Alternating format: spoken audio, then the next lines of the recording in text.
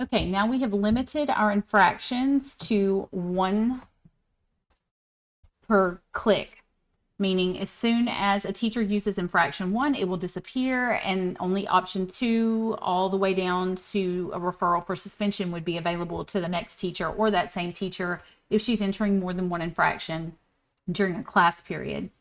So I've gone down and I have limited all of the infractions to 1. We don't want to limit the behavior, because if Johnny is having the same behavior in multiple classes, we want teachers to be able to click on that behavior. So there's no reason to limit the type of behavior that's happening. But we do want to limit the interventions, because obviously if we're using an intervention 3 times and it's not working, then we need to find a different intervention that works for that student. So I've limited the interventions to 3. That means once you've ignored Johnny 3 times, or once one teacher has ignored him once, another teacher has ignored him once, and another teacher has ignored him once, we have discovered, hey, this is not working for Johnny.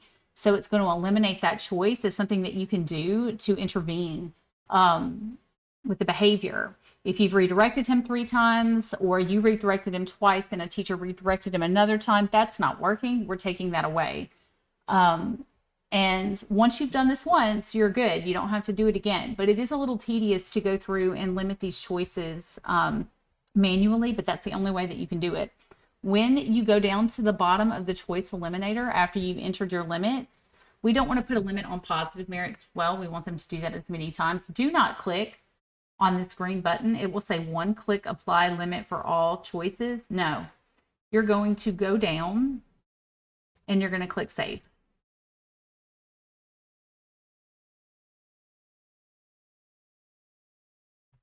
And it takes a second, but then it's saved, and we can check and see how this is going to work. So let's see if it worked for us. We're going to click on the preview button up here in the upper right hand corner. It's the eyeball. So let's click on it, and we're going to see how this works. We've already made it to where it's going to transfer all of our answers into Google Sheets. We have checked to make sure that all of our responses are required responses. We have set the choice limiter to 1 infraction and 3 for the interventions. And the very first thing that a teacher would see is this right here, only they would be logged into their Google account. And because I have shared this Google form with them, it'll show their email address. They'll click on that. And I'm going to use me. I'm going to click next. It was a negative behavior. It was Bob. He got 1 infraction. He was not working when he was told to work. Let's do other, and I redirected him.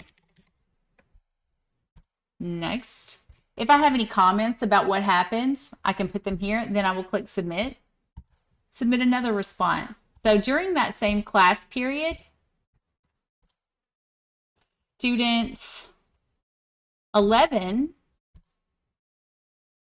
decided that they were going to stay out of their seat, and they just didn't do what they were supposed to do. So I told them that because they couldn't stay out of their seat, I gave them a warning first, then I'm going to redirect them. You're going to get in your seat, and this is what you're going to do.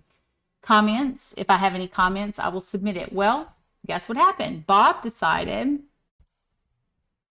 he was going to get out of his seat. So I'll click on Bob.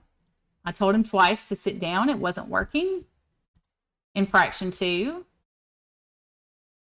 He was out of seat. And I gave him a timeout and submitted. Now, submit another response. Okay. All of this has gone to Google Sheets. And I'm going to show you how to pull that up.